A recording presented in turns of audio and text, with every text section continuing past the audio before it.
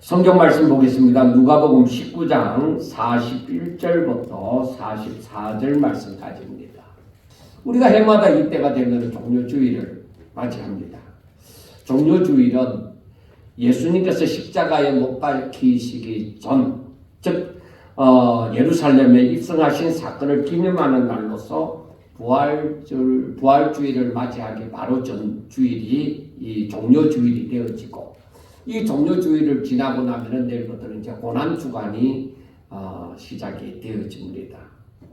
이날은 바로 예수님이 어린 나귀를 타고 예루살렘에 입성하셨고, 사람들은 종려나무 가지를 흔들면서 호산나 다윗의 자손이여 찬송하리로다 주의 이름으로 오시는 이여 하면서 찬양을 했습니다.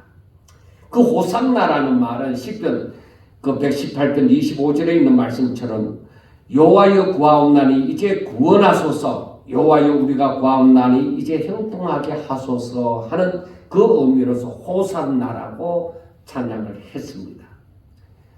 그런데 이것은 메시아를 기다리던 사람들이 이제 예수님을 메시아로 그리고 왕으로 영접을 하는 것입니다. 그런데 사람들이 종려나무 가지를 흔든 것은 이 종려나무가 승리와 평화를 상징하기 때문입니다. 예수님은 스가랴서 9장 9절에서 예언되어진 말씀처럼 말을 타지 아니하고 오히려 나귀를 타고 예루살렘에 입성하셨습니다.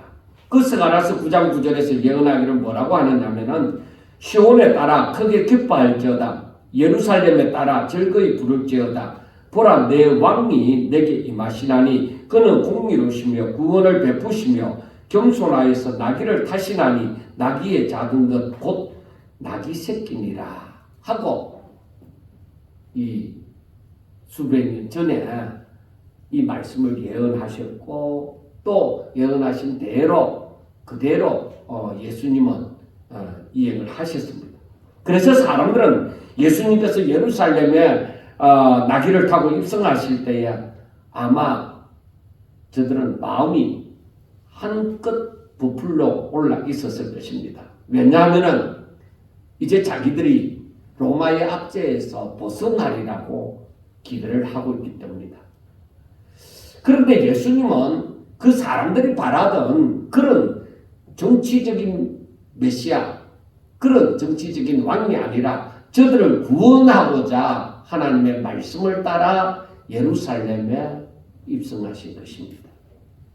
뭔가 여기서부터 픽트가 맞지 않는 것을 우리는 보게 되어집니다. 그래서 나중에 이 사람들은 예수님을 십자가에 못 박으소서, 십자가에 못 박으소서 하고 외치는 사람들로 바뀌어져 버렸습니다.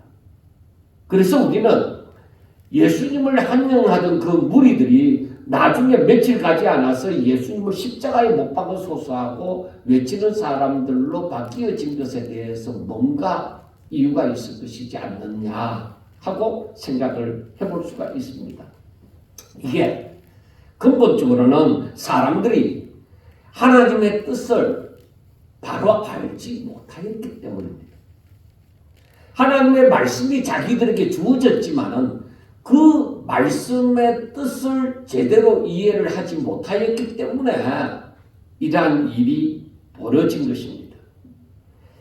그러니까 성경을 자기 멋대로 해석하고 알았기 때문입니다.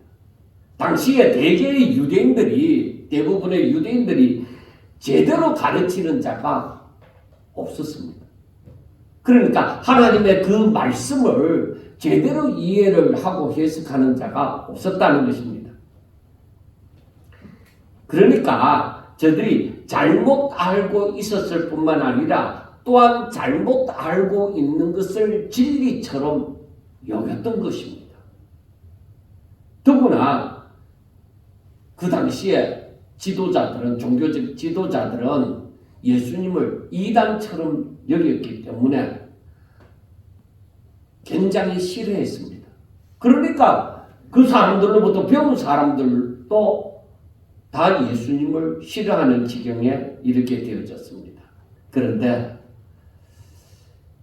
이렇게 많은 사람들이 예수님을 싫어하는 가운데서도 예수님이 예루살렘에 입성할 때부터 그나마 몇몇 사람들은 그래도 예수님을 영접하는 사람들이 있었습니다. 그 태도가, 그 중심이 달랐습니다.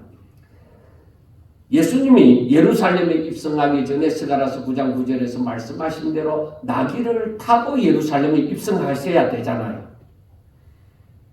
그런데 예수님이 제자들에게 3번이나 내가 예루살렘에 올라가면 고난을 받고 그 다음에 십자가 못 박혀 죽고 3일 만에 부활하리라 말씀을 하고 이제 예루살렘에 입성하는데 아무도 예수님의 제자들조차도 나귀를 준비할 생각을 안 하는 것입니다. 왜?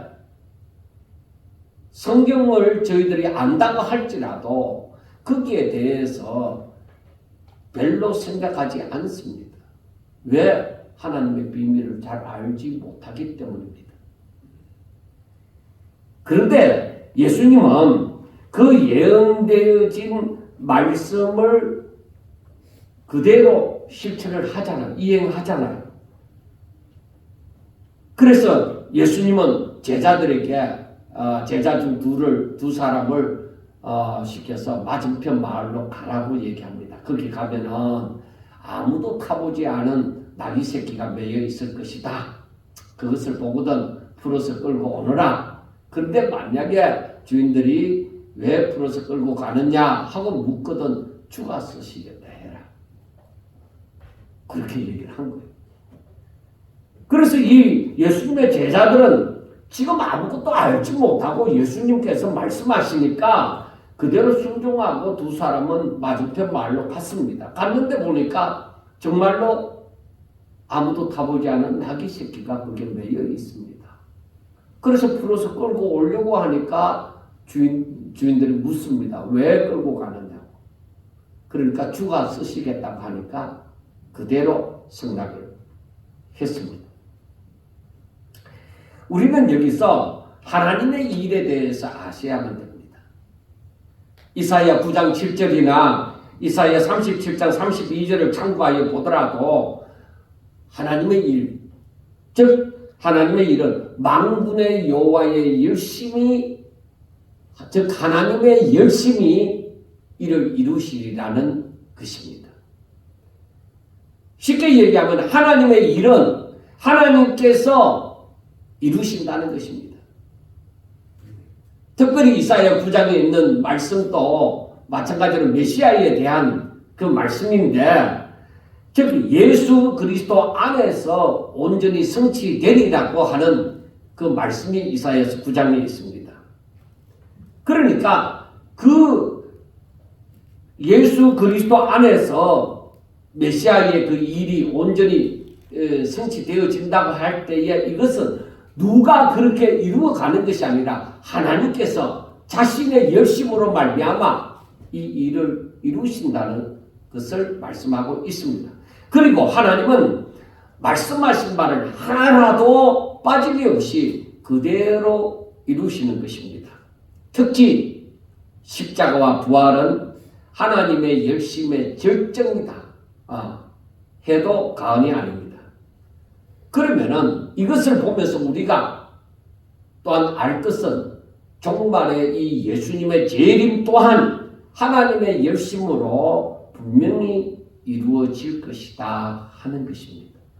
그래서 우리가 십자가와 부활은 이미 지나간 이루어진 사건이잖아요. 근데 재림은 뭐예요? 이루어질 사건이잖아요.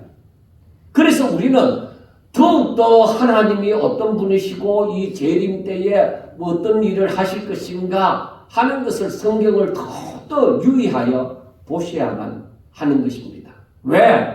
하나님께서 분명히 그대로 이루실 것이기 때문입니다. 그래서 모든 일은 사람들이 생각할 수 있는 가운데 이루어지는 것이 아닙니다. 사람들이 생각할 수 없는 가운데, 이 하나님의 일은 다 이루어져 가고 있습니다. 우리가 믿는 하나님은 바로 이런 분이십니다. 하나님은 우리의 그 생각 속에 있는 분이 아닙니다. 자, 한번 보세요.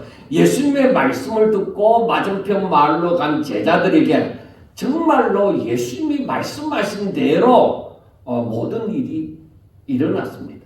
정말로 아무도 타보지 않은 나귀 새끼가 매여 있었고 그것을 풀어오려고 했을 때 그 임자들이 어찌하여 나귀 새끼를 풀었냐고 했으며 그때 제자들이 죽어 쓰시겠다고 하니까 주인들은 순순히 응하였습니다. 정말 놀라운 일이지 않습니까? 예수님이 미리 얘기를 해놓은 것 아닙니다. 그래서 여기에서도 바로 예수님의 절대적인 그 신성을 볼 수가 있습니다. 그 주권을 볼 수가 있습니다.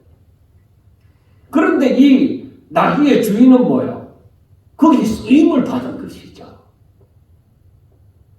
그 쓰임을 받았는데 선한 일에 쓰임을 받은 것이죠. 하나님의 말씀이 이루어지는 것에 주가 쓰시겠다고 할 때에 이 사람들이 하나님의 뜻을 엄청나게 잘 깨달아갖고 그렇게 순종한 것은 아니었을 것입니다.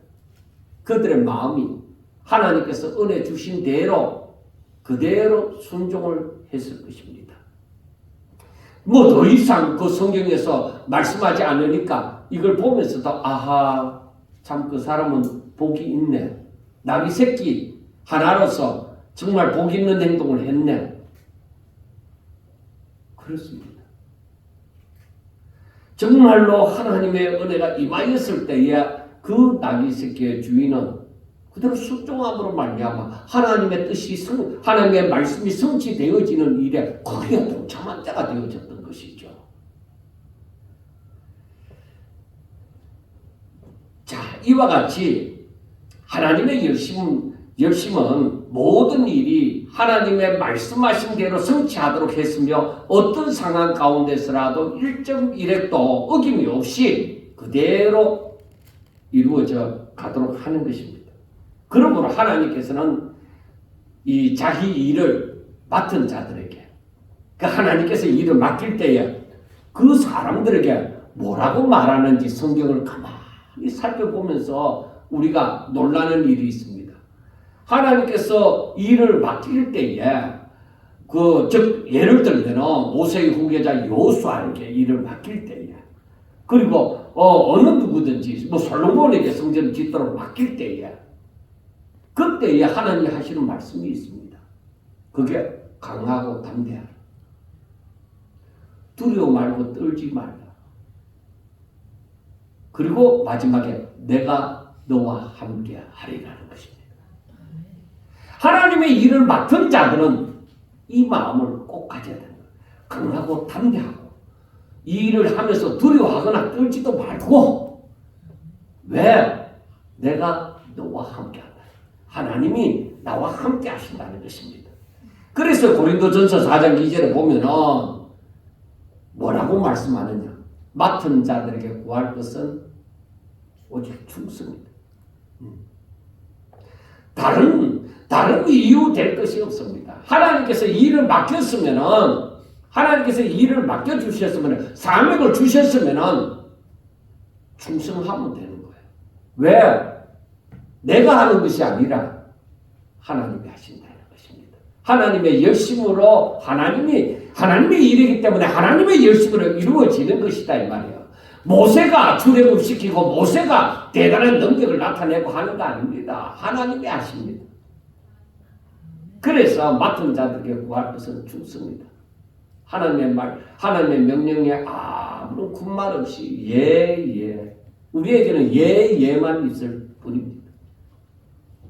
이제 사람들은 자기들의 겉옷을 나귀 새끼 위에 걸쳐놓고 예수님이 타시니까 자기들의 겉옷을 길에 펴면서 큰 소리로 하나님을 찬양했습니다. 그런데 이 모습을 싫어하는 사람들이 있었습니다. 39절에 보면은 무리 중 어떤 바리새인들이 말하여 선생이여 당신들의 제자들을 책망하소서 하고 말을 합니다. 바리새인들이 그게 보기 싫은 거예요. 그러니까 40절에서 예수님은 뭐라고 말씀하느냐? 내가 너희에게 말하노니 만일 이 사람들이 침묵하면 돌들이 소리 지르리라 하고 말씀을 합니다. 여러분 가만히 생각해 보세요.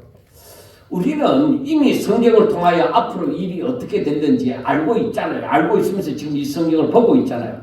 이렇게 예수님을 메시아로 왕으로 영접하면서 찬양하는 사람들이 나중에는 예수님을 십자가에 못 박으라고 소리를 지르는 사람들인데 예수님은 이들의 찬양을 지금 받으시고 계신다는 겁니다. 왜? 사람들이 지금 찬양을 하더라도 자기들의 기대는 뭐예요? 정치적인 메시아다. 그러니까 예수님이 왕으로 오셔서 로마를 압제하는 그 힘을 발휘하는 그런 메시아를 기대를 했다는 것입니다. 그래서 막 신이 나서 엄청난 기대와 이 가슴이 부푼 가운데 예수님을 두고서 왕으로 영접하고 찬양을 했겠죠. 그러면은 야, 이 가증하도다. 그렇게 예수님이 말씀하지 않았습니다. 오히려 그들의 찬양을 그대로 받으셨다는 것입니다. 왜 그럴까요? 그런데 우리가 알아야 되는 거, 평소에는 예수님이 바로 이 다른 사람들이 예수님에 대해서 이렇게 전파하려고 하면은 오히려 뭐라고 하느냐, 삼가 아무에게도 아무 말도 하지 말라고 얘기합니다. 그리고 제자들에게도 뭐라고 하냐면 자기들에게도 자기에 대해서 예수님에 대해서 아무에게도 말하지 말라고 평상시에는 예수님이 그렇게 말씀했는데 지금 여기에서 드러내놓고 메시아로 왕으로 찬양을 합니다. 그런데 그걸 받으십니다. 마땅하다는 듯이 받으시는 것입니다. 그래서 어떻게 이렇지? 하고 생각해 볼 수가 있습니다. 그런데 요한복음 2장 24절에나 7장 30절에 보면은 예수님이 사람들이 예수님을 드러내도록 메시아라고 내가 메시아다고 드러내도록 하려고 할 때에 예수님은 말씀하시는 것이 내 때가 아직 이르지 않았다. 혹은 그의 때가 아직 이르지 아니하였으므로 하고 말씀함으로 하나님의 정하신 때가 있다는 것을 말씀을 합니다. 자신을 드러내야 될 때가 있다는 것을 말씀을 하는 것입니다. 그러나 지금 예루살렘에 입성할 때는 뭐요? 때가 되었다는 겁니다. 때가 찼다는 얘기입니다. 이제 내가 메시아로서 하나님의 보내신 자로서 이제 내 자신을 드러내는 때가 되어졌다는 것입니다. 이제는 더 이상 침묵하실 그 이유가 없는 것입니다. 예수님은 하나님의 계획 가운데 공개적으로 이제는 메시아로서 나아가셔야 하는 시점에 도달했다는 것입니다. 그렇기 때문에 사람들이 지금 메시아로 왕으로 찬양을 할 때 그게 마땅하기 때문에 그 사람들이 나중에 변질이 되어졌다 할지라도 지금 메시아이고 왕이신 것이 맞기 때문에 그들의 찬양을 받아주었던 것입니다. 스가랴서 9장 9절에 말씀하시는 것처럼 왕으로 오실 분이 나귀를 타신다고 하셨으니 예수님은 나귀를 준비하시고 나귀를 타시고 예루살렘에 입성했던 것이죠. 그러니까 이 선지자가 말한 대로 이렇게 나타내서 보여주는 것이죠.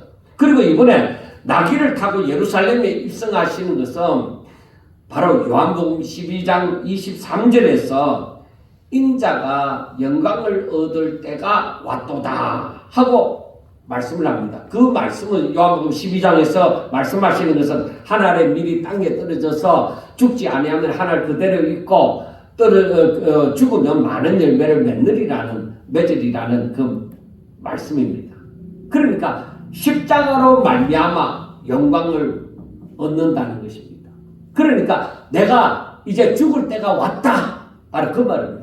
인자가 영광을 얻을 때가 왔다고 하는 것은 내가 죽을 때가 왔다. 바로 그 말입니다. 하나님의 뜻이 이루어질 때가 왔다. 바로 그겁니다. 그래서 십자가를 짊어지는 것은 하나님의 창세 전에 이미 계획하심이 성취되는 것입니다. 그리고 이것은 창세 전에 계획하셨을 뿐만 아니라 이 일을 위하여서 예수님이 이 땅에 육신을 입고 오셨으며 바로 이 일이 일어나야만 하나님의 계획이 그대로 성취되어지는 것입니다. 그러므로 너무나도 중요한 일입니다. 그래서 이 예수님이 나귀를 타고 예루살렘에 탁 입성하실 때 이때는 진짜 만약에 음양을 얘기한다면은 막 사람들에게 이 감정을 부추길 수 있는 바바박 하고 막 일어나야 될 이제 드디어 개봉박두 하고 딱 주인공이 제대로 된 모습 그 정체를 드러내는 그런 광경이라 해도 과언이 아닙니다. 이제는 모든 사람이 예수님이 메시아라는 것이요. 그리고 왕이시라는 것을 알아야만 하고 소리 질러서 하나님께 하나님을 찬양해야만 하는 일입니다. 그러므로 진정 모든 사람이 이 일이 어떻게 된 일인지 당시의 종교 지도자들도 예수님의 제자들도 다 알지는 못했지만 하나님의 열심은 사람들은 알지 못하는 가운데 하나님의 열심은 말씀하신 대로 계획하신 대로 그대로 이루어지고 있는 것입니다. 우리가 지금 이 순간에 예배드리고 있지만 하나님의 일하심은 지금 예수님의 재림의 때를 향하여서 가고 있는 것입니다. 이해가 필요한 것은 사람들은 왕으로 오셨으면 당연히 공의를 드러내고 그 어떤 힘을 발휘하여야만 할 것이라고 생각을 할 수가 있습니다. 그런데 예수님은 사람들의 생각과는 달리 오히려 십자가에 못 박혀 죽으시는 것입니다. 아니 왕으로 오셨으면 이 압박 가운데 로마의 압제 가운데 있는 이 사람들을 살리셔야 되지. 왜 오히려 그 군병들의 손에 십자가에 못 박혀 죽느냐는 것입니다.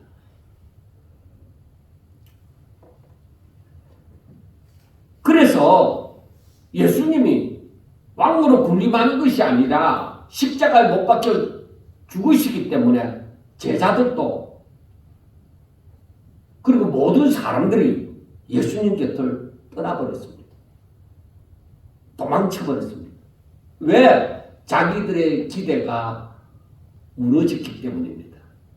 그래서 이제는 저들은 두려워 떨고 있습니다.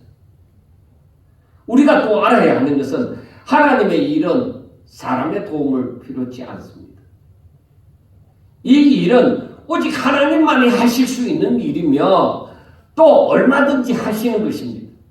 그래서 예수님의 예루살렘 입성은 평소에 예수님께서 제자들에게 3번이나 말씀하신 것처럼 예루살렘에 올라가서 내가 그 당시의 지도자들에게 내가 고난을 받고 죽임을 당하고 사흘 만에 살아나리라. 그래서 그 말씀을 그대로 이루시려고 입성하는 것입니다. 그러므로 사람들이 흔히 생각하는 그런 영광이 아니라 하나님의 뜻이 이루어지는 큰 영광을 얻는 것입니다. 그래서 우리가 하나님의 법칙을 아셔야 됩니다. 그래서 이사야 55장 8절과 9절 말씀에 보면은 이렇게 말씀을 합니다. 이는 내 생각이 너희의 생각과 다르며 내 길은 너희의 길과 다름이니라. 여호와의 말씀이니라. 이는 하늘이 땅보다 높음 같이 내 길은 너희의 길보다 높으며 내 생각은 너희의 생각보다 높음이니라. 그러니까 하나님의 그 계획하심을 사람들이 절대적으로 모르는 거예요. 그러니까 왕으로 오셨으면은 메시아로 왕으로 오셨으면은 이제부터 막 잘못한 사람들이 전부 다 그 앞에 예수님 앞에 쓰러지고 막 감옥에 들어가고 죽임을 당하고 막 그래야 되는데 오히려 예수님의 고난이 시작되어지는 것입니다. 이게 도대체 어떻게 이런 일이 일어날 수 있느냐는 것입니다. 그 우리 생각하고 하나님의 생각은 다를 거예요. 그래서 우리가 성경을 알고자 할 때 하나님을 알아야 되는 거예요. 하나님의 법칙을 깨달아야 되는 거예요. 하나님의 그 마음이 우리 가운데 임하셔야 돼요. 그래서 바울과 같은 경우는 너희 안에 이 마음을 품으라. 곧 예수 그리스도의 마음이다. 그 마음을 품지 않고는 성경이 제대로 해석이 안 되는 거예요. 그래서 인간의 생각으로 믿음이 없이 하나님의 뜻을 제대로 알지도 못하고 성경을 해석하는 것은 바리새인들과 같이 성경을 해석함으로 당시에 유대인들이 전부 다 그들의 말에 넘어져 버린 것처럼 넘어질 수가 있습니다. 자, 예수님이 영광을 얻으시는 그 시간을 향하여서 지금 다가가고 있습니다. 예수님께서 이 땅에 오신 목적이 드디어 이루시는 것입니다. 이것은 하나님께서 창세전에 이미 계획하셨던 일이 드디어 막바지를 향하여서 가고 있는 것입니다. 에베소서 1장 5절에서 말씀하는 것처럼 사망 가운데 빠져있는 자들을 건져서 생명으로 옮기시고자 저들의 죄를 보혈의 능력으로 깨끗하게 씻기시고 거룩하고 흠이 없도록 하여서 하나님의 아들로 즉 자녀로 삼으시고자 하는 일이 드디어 막바지를 향하여 가고 있다는 것입니다. 바로 십자가와 부활 사건이 일어나야만 되는 것이죠. 여러분, 그래서 우리는 알아야 됩니다. 우리 모두는 뭘 생각합니까? 하나님을 잘 믿어서 축복받아서 영광을 얻고자 하는데 그 영광이 사람들이 부러워하는, 알아주는 그런 영광을 얻고자 합니다. 하나님 잘 믿는 사람들은 이 고난의 길을 걸어가려고 하지 않습니다. 이 고난이, 이 십자가가 하나님의 마음을 기쁘시게 흡족하게 하는 일인 줄 사람들이 모릅니다. 하나님의 법칙을 모릅니다.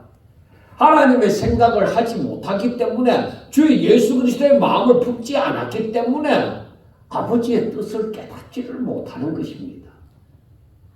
그래서 늘 성경을 보지만은 거기서 거기. 이 땅에서 잘 먹고 잘 사는 거, 건강한 거, 내 이름 내는 거, 사람들이 부러워할 만한 위치에 오르는 거, 그런 것밖에 생각하지 못하는 거예요. 그런데 주의 마음을 품고 하나님의 뜻을 깨닫는 자는 뭐예요? 그게 아니죠. 내가 하나님의 마음을 알아서 이 고난의 길을 걸음으로 말미암아 주와 함께 영광을 얻고 주와 함께 기쁨을 가지고 즐거워하는 그 자리에 들어가야 되는 거예요. 그래서 우리 생각하는 것이 달라야 됩니다. 이걸 이해를 하면은 신앙생활을 하는 게 달라져요. 말하는 것이 달라져요. 그래서 예수님께서 그 다음에 보면은 예루살렘에 입성을 하시고 난 다음에 우셨습니다. 그러니까 41절부터 보면은 가까이 오사 성을 보시고 우시며 이르시되 하고 말씀을 합니다. 왜 울었을까요?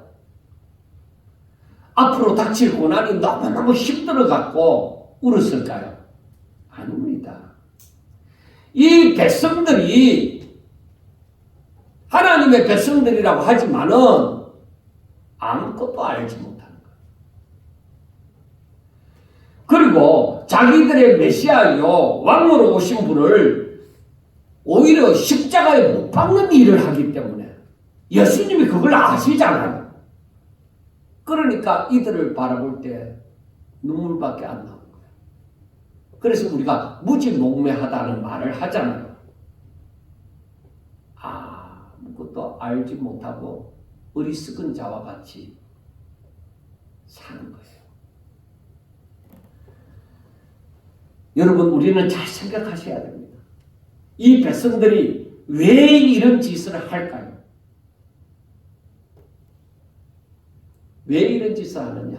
42절에 말하기를 너도 오늘 평화에 관한 일을 알았더라면 좋을 뻔하였거니와 지금 내 눈에 숨겨졌도다. 왜 숨겨졌을까요?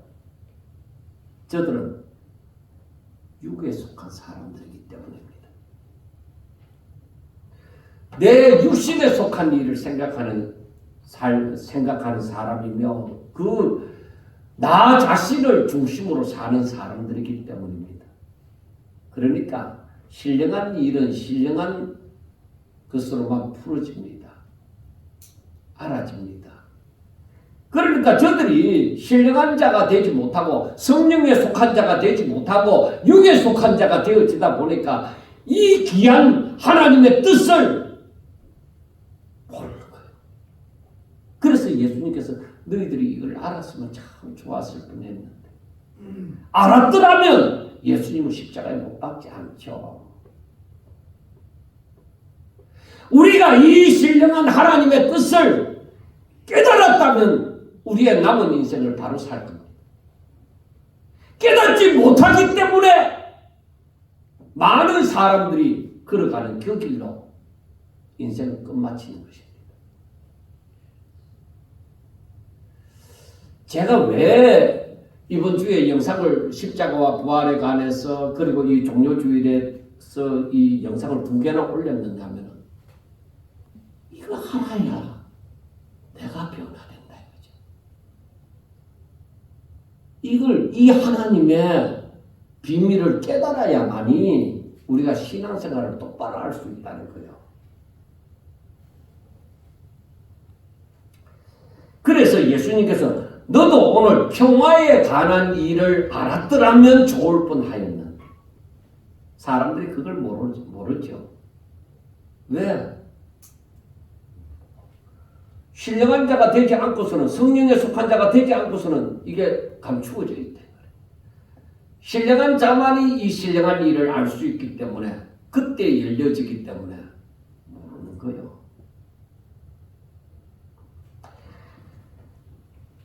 누가복음 23장 34절에 보면은 이제 앞으로 할 거지만은 그게 보면은 아버지 저들을 사하여 주옵소서 자기들이 하는 것을 알지 못함이니이다 하고 말씀을 합니다. 왜? 자기들이 하는 짓을 왜 자기들이 무슨 짓을 하는지 모르겠어요. 근데 모른다는 거예요. 하나님의 뜻을 생각하지 아니하고 자기들의 그 욕심을 따라 성경을 보고 행동하는 사람들은 절대로 하나님의 뜻을 모릅니다. 목사라도 모릅니다. 감추어져 있습니다.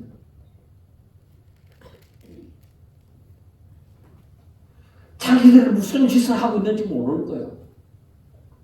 때가 되면 이들은 44절에서 이는 너가 보살핌 받는 나를 알지 못함을 인함이니라는 것처럼 아무것도 알지 못하고 행한 죄로 말미암아 큰 화를 입게 되어진다는 것입니다. 즉 이들은 하나님께서 저들을 찾아와 주시는 때 하나님께서 예루살렘을 구하시려고 찾아오시는 그 날 곧 예수 그리스도를 통해서 은혜를 베풀고자 하신 때를 알지 못하고 오히려 자신들의 구원을 위해서 오신 그 예수님을 배척하고 배반하는 것입니다. 얼마나 불쌍한 존재입니까? 자기를 구원하시려고 오신 분을 죽여버리는 거예요. 자기들은 구원받고 싶은데 영생을 얻고 싶은데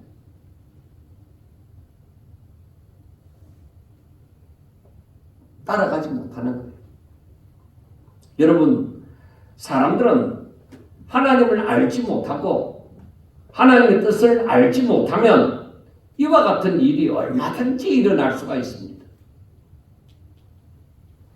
예루살렘에 입성하사 성전에 들어가실 때에 어떤 일이 일어났습니까? 그 마지막 부분에 보면은 성전에 들어가니까 장사하는 자들이 있었습니다. 이때는 사람들이 유월절을 지키려고 여기저기서 저 먼 데서도 이 절기를 지키려고 유대인들이 모여들었습니다. 그런데 멀리서부터 그 짐승들을 하나님 앞에 드릴 그 짐승들을 데리고 올 수가 없잖아요.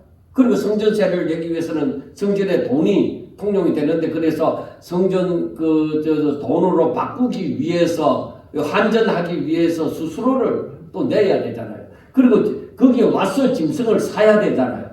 그리고 거기에 대해서 높은 그 이유를 붙여서 파는 것이죠. 그래서 그것으로 말미암아 높은 이윤을 얻음으로 말미암아서 저들은 어떻게 하느냐? 그것을 이제 그 지도자들과 함께 나누어 먹는 것이죠. 그러니까 예수님께서 하시는 말씀이 기록된 바 내 집은 기도하는 집이 되리라 하였거늘 너희는 강도의 소굴을 만들었거든. 너희들 하는 짓이 뭐냐는 것입니다. 장사를 문제 삼은 것이 아닙니다. 멀리서 온 사람들의 돈 바꾸고 그 다음에 그 짐승을 사고 하는 일을 그걸 나무는 것이 아니라 하나님을 경외하는 마음이 없이 종교를 자기들의 욕심을 이루는 도구로 타락했다는 이것이 당시에 극도로 타락해진 그 상황을 말씀하고 있는 것입니다. 세상이 타락했다. 야 진짜 세상이 막 종말이다. 세상이 종말이다. 말하기 전에 교회를 보시라. 예수님께서 세상을 말하지 않았습니다. 예수님이 바로 이 예루살렘에 이 심판이 오리라는 것을 성전에 들어가서 딱 판단을 하시잖아요. 예수님이 그러면 재림하실 때 오셨을 때 세상이 타락하고 세상이 자기들 멋대로 살아가는 거 그건 옛날부터 그랬어요. 하나님을 알지 못하는 사람들은 전부 다 옛날부터 자기들의 욕심으로 살았어요. 그런데 그들이 타락한 것은 말할 것도 없고 교회 안에 어떤 일이 일어나겠어요? 영적 타락이 일어난다. 진짜 하나님의 뜻대로 말씀이 전해지고 믿음으로 세워져 가는 교회가 아니라 자기들의 욕심을 이루는 교회가 될 것이라는 겁니다.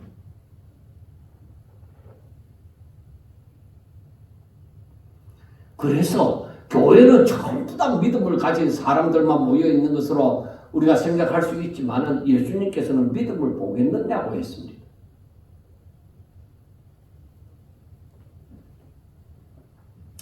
예수님이 재림할 당시에도 교회 안에까지 하나님의 말씀을 쫓아 사는 것을 찾아볼 수가 없고 형식만이 남아있는 것을 보게 될 것입니다. 이게 바로 뭐냐? 타락했다. 그렇게 말을 할 수 있는 것이죠. 사랑하는 성도 여러분, 이제 우리가 종료주의를 맞이해서 이 예수님께서 이제 죽으시려고 예수님 세 번이나 말씀하신 대로 죽으시려고 예루살렘에 입성합니다. 예수님은 이미 이 길을 걸어가십니다. 기쁘게 걸어갑니다. 아버지 뜻을 이루시고자 하기 때문에. 그런데 사람들은 절대 그렇게 생각하지 않죠. 자, 예수님이 이 고난의 길을 이제부터 더욱더 이제 걷기 시작합니다. 온전히 십자가 못 박혀 죽으시기 위한 그 길을 걷기 시작합니다. 그런데 사람들은 뭐요? 그 고난 싫어합니다. 나 고생하면서 살기 싫어. 나 차라리 좀 조용하게, 뭐 크게 일을 하지 않고, 드러내놓고 일을 하지 않고, 조용하게 살고 싶어. 오히려 사람들은 그 고난 싫어합니다. 그래서 많은 사람들이 그렇게 살아가고 있는 거예요. 교회도 그렇게 살아가고 있는 거예요. 여러분, 남들이 어떻게 사는 것에 영향을 받지 마세요. 바로 하나님의 은혜가 저와 여러분들에게 임하여 온 것을 거부하지 마시고 온전히 성령의 역사하심을 따라서 살려고 하세요. 다른 사람을 생각하면서 살면은 분명히 그 사람은 넓은 길로 갈 것입니다. 예수님은 남들이 다 가는 그런 넓은 길로 가지 말고 오히려 사람들이 찾지 않는 좁고 협착한 길로 가라고 말씀하신 이유가 바로 있습니다. 왜? 그 좁고 협착한 길은 뭐예요? 고난의 길이고. 그것은 진짜 하나님의 뜻을 따르는 자들이 누리는, 알고 보면 영광을 얻는 길이에요. 그런데 사람들이 그걸 모르잖아. 사람들 눈에는 감추어져 있잖아요. 그래, 그걸 모르는 거야. 그래, 그 길로 못 가. 왜? 일단 고난을 받으니까. 그래서 사람들이 뭐예요? 넓고 평탄하고 사람들이 많이 찾는 그 길을 가는 거예요. 그래서 이 길은 뭐예요? 좁고 협착한 길로 보이지만은 하나님이 함께 하사, 하나님이 지키시고 보호하시고, 그러므로 이 길은 뭐예요? 가장 안전한 길이에요. 그래서 하나님께서 자기 일을 맡은 자들에게 뭐라고 말씀하신다고요? 강하고 담대하라. 두려워하지 말고 놀라지도 마라. 왜? 좁고 협착해 보이느냐? 너희들 안 죽어. 내가 너와 함께 하리라. 그 좁고 협착하게 보이는 그 길이 가장 안전하다는 것입니다. 그래서 남들이 사는 그런 삶을 살지 말라. 바로 하나님의 뜻을 쫓아서 살려고 하는 사람들은 하나님의 뜻을 깨닫습니다. 분명히 그 길이 예수님께서 예루살렘에 입성하심으로 고난의 시작이 되고 십자가에 못 박히는 일이 되는 걸 알면서도 그러신 것처럼 이 사람들은 하나님의 뜻을 깨닫고 하나님의 뜻대로 살려고 하기 때문에 그 길을, 예수님이 걸어가셨던 그 길을 걷는 겁니다. 그래서 우리들에게는 십자가의 길이 분명히 존재합니다. 경건하게 살고자 하는 자는 박해를 받습니다. 그래서 마태복음 16장 24절 25절 진짜 이제는 지겹도록 듣잖아요. 누구든지 나를 따라오려거든. 이 십자가의 길을, 나를 따라오려거든 이 십자가의 길을, 이 고난의 길을 걸으라는 겁니다. 그 길을 걷기 위해서는 자기를 부인해라. 왜? 자기를 부인하지 않으면 이 길을 못 걷습니다. 예수님도 이걸 걸으시기 전에 감난산에서 기도하실 때야 아버지여 할만하시거든 이 잔이 내게서 지나가게 해달라 했잖아요. 그러나 자기를 부인하면서 하시는 말씀이 뭐예요? 아버지, 내가 이 때를 위해서 왔습니다. 내 원대로 마음씨고 아버지 원대로 되게 해달라. 바로 우리의 기도가 그래야 되는 거예요. 이 길, 고난의 길, 힘이 듭니다. 그런데 이 길에는 하나님이 함께 하시고, 이 길은 뭐예요? 진정한 영광을 얻는 길이고 하나님의 뜻이 이루어지는 길입니다. 그래서 자기를 부인하고 자기 십자가를 지라고 말을 하는 거예요. 그리고 누구든지 제 목숨을 구원하고자 하면 잃을 것이요 누구든지 나를 위하여 제 목숨을 잃으면 차적이다. 이게 하나님의 법칙이다. 이게 바로 사람이 생각하고 하나님이 생각하고 다르다는 거예요.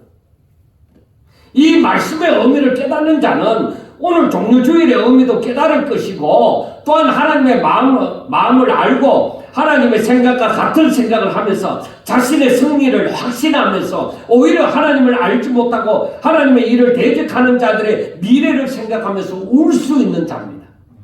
왜? 자신의 승리를 분명히 확신합니다.